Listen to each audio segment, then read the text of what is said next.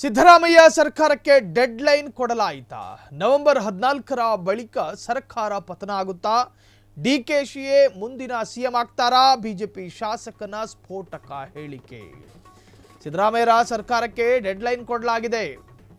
ಬರೋ ತಿಂಗಳೇ ಸರ್ಕಾರ ಪತನ ಆಗುತ್ತೆ, ನೋಡ್ತಾ ಇರಿ.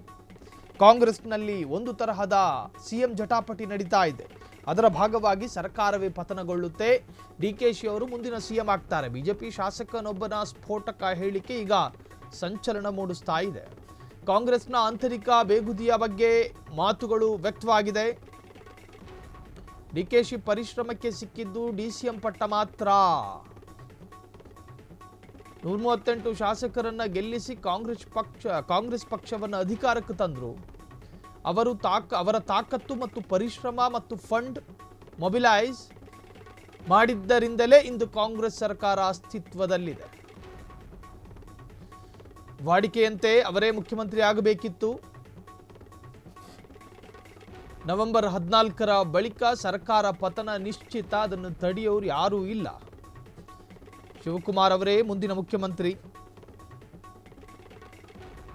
ಭವಿಷ್ಯ ನುಡಿದ ಬಿಜೆಪಿ ಶಾಸಕ ಎಸ್ಆರ್ ಸುರೇಶ್ ಗೌಡ.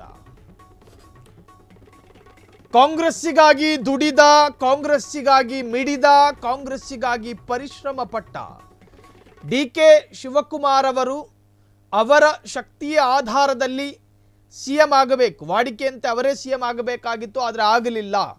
ಕಾಂಗ್ರೆಸ್ಸಿನ ಆಂತರಿಕ ಬೇಗುದಿಯ ಬಗ್ಗೆ ಮಾತನಾಡಿದ್ದಾರೆ ಬಿಜೆಪಿ ಶಾಸಕ. ಡಿಕೆಶಿ ಪರಿಶ್ರಮಕ್ಕೆ ಸಿಕ್ಕಿದ್ದು ಡಿಸಿಎಂ ಪಟ್ಟ ಮಾತ್ರ. 138 ಶಾಸಕರನ್ನ ಗೆಲ್ಲಿಸಿ ಕಾಂಗ್ರೆಸ್ ಪಕ್ಷವನ್ನು ಅಧಿಕಾರಕ್ಕೆ ತಂದರು. ಅವರ ತಾಕತ್ತು, ಪರಿಶ್ರಮ ಮತ್ತು ಫಂಡ್ ಮೊಬಲೈಸ್ನಿಂದಲೇ ಸರ್ಕಾರ ರಚನೆ ಆಗಿದ್ದು. ಸೊ ಹಾಗಾಗಿ ಅವರೇ ವಾಡಿಕೆಯಂತೆ ಸಿಎಂ ಆಗಬೇಕಾಗಿತ್ತು, ಆದರೆ ಸಿದ್ದರಾಮಯ್ಯನವರು ಸಿಎಂ ಆಗಿದ್ದಾರೆ. ನವೆಂಬರ್ 14ರ ನಂತರ ನೋಡ್ತಾ ಇರಿ, ಸರ್ಕಾರ ಪತನ ಆಗುತ್ತೆ. ಶಿವಕುಮಾರ್ ಅವರೇ ಮುಂದಿನ ಮುಖ್ಯಮಂತ್ರಿ. ಭವಿಷ್ಯ ನುಡಿದ ಬಿಜೆಪಿ ಶಾಸಕ ಎಸ್ಆರ್ ಸುರೇಶ್ ಗೌಡ ರಾಜ್ಯ ರಾಜಕೀಯದಲ್ಲಿ ಹೊಸ ಸಂಚಲನ ಸೃಷ್ಟಿ ಮಾಡಿದೆ.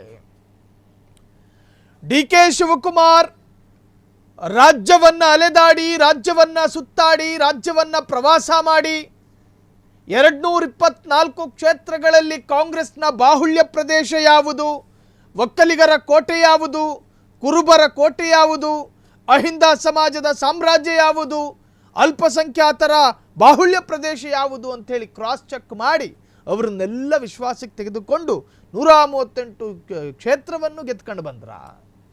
ಹಾಗಾದ್ರೆ ಸಿದ್ದರಾಮಯ್ಯರ ವರ್ಚಸ್ಸು ವರ್ಕೌಟ್ ಆಗಲಿಲ್ವಾ? ಬಿಜೆಡ್ ಜಮೀರ್ ಅಹಮದ್ ಖಾನ್ ರವರ ವರ್ಚಸ್ಸು ವರ್ಕೌಟ್ ಆಗಲಿಲ್ವಾ? ಕೇವಲ ಡಿಕೆ ಶಿವಕುಮಾರ್ ಅವರ ವರ್ಚಸ್ಸು ಮಾತ್ರ ವರ್ಕೌಟ್ ಆಯ್ತಾ? ಯಾರಿಗೆ ಹೇಳ್ತೀರಿ ನೀವು?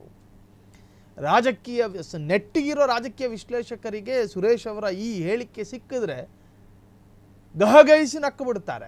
ಇದೊಂದು ರಾಜಕೀಯ ಲೆಕ್ಕಾಚಾರಣ ಅಂತೇಳಿ ಅಪಹಾಸ್ಯ ಮಾಡ್ತಾರೆ. ಡಿಕೆ ಶಿವಕುಮಾರ್ ಪರ ಬೆಂಬಲ ಸೂಚಿಸುವ 5ಕ್ಕಿಂತಲೂ ಹೆಚ್ಚು ಶಾಸಕರು ರಾಜ್ಯದಲ್ಲಿಲ್ಲ. ಡಿಕೆ ಶಿವಕುಮಾರ್ನಂತೆಯೇ ಬೇರೆ ಬೇರೆ ಒಕ್ಕಲಿಗ ನಾಯಕರು ನಮ್ಮ ರಾಜ್ಯದಲ್ಲಿದ್ದಾರೆ. ಎಚ್.ಡಿ. ಕುಮಾರಸ್ವಾಮಿ ಕಿಂಗ್ ಮೇಕರ್ ಆಗಿ ಬೆಳೆದವರು ಕರ್ನಾಟಕದಲ್ಲಿ. ಅವರಂತೆಯೇ ವರ್ಚಸ್ಸನ್ನು ಗಿಟ್ಟಿಸಿಕೊಂಡವರ ಈ ಡಿಕೆ ಶಿವಕುಮಾರ್ ಅಂತ ಕೇಳಿದ್ರೆ ಇಲ್ಲ ಅಂತ ಹೇಳ್ತಾರೆ ಜನ. ಒಟ್ಟಾರೆ ಡಿಕೆ ಶಿವಕುಮಾರ್ ಸಿಎಂ ಆಗಬೇಕಾಗಿತ್ತು. 138 ಸ್ಥಾನ ಗೆಲ್ಲಿಸೋದಕ್ಕೆ ಅವರ ಪರಿಶ್ರಮ ಹೆಚ್ಚಿದೆ. ವಾಡಿಕೆಯಂತೆ ಅವರೇ ಸಿಎಂ ಆಗಬೇಕಾಗಿತ್ತು, ಆದರೆ ದುರಾದೃಷ್ಟವಶಾತ್ ಸಿದ್ದರಾಮಯ್ಯನವರು ಸಿಎಂ ಆಗಿದ್ದಾರೆ ಅಂತೇಳಿ ಬಿಜೆಪಿ ಶಾಸಕನೊಬ್ಬನ ಹೇಳಿಕೆ ಈಗ ಭಾರಿ ಚರ್ಚೆಗೆ ಕಾರಣವಾಗಿದೆ. ಕ್ಷಣ ಕ್ಷಣದ ಸುದ್ದಿಗಳಿಗಾಗಿ ಫ್ರೀಡಂ ಟಿವಿ ಸಬ್ಸ್ಕ್ರೈಬ್ ಮಾಡಿ, ಲೈಕ್ ಮಾಡಿ ಹಾಗೂ ಫಾಲೋ ಮಾಡಿ. ಹೊಸ ಸುದ್ದಿಗಳ ನೋಟಿಫಿಕೇಶನ್ಗಾಗಿ ಬೆಲ್ ಐಕಾನ್ ಮೇಲೆ ಕ್ಲಿಕ್ ಮಾಡಿ.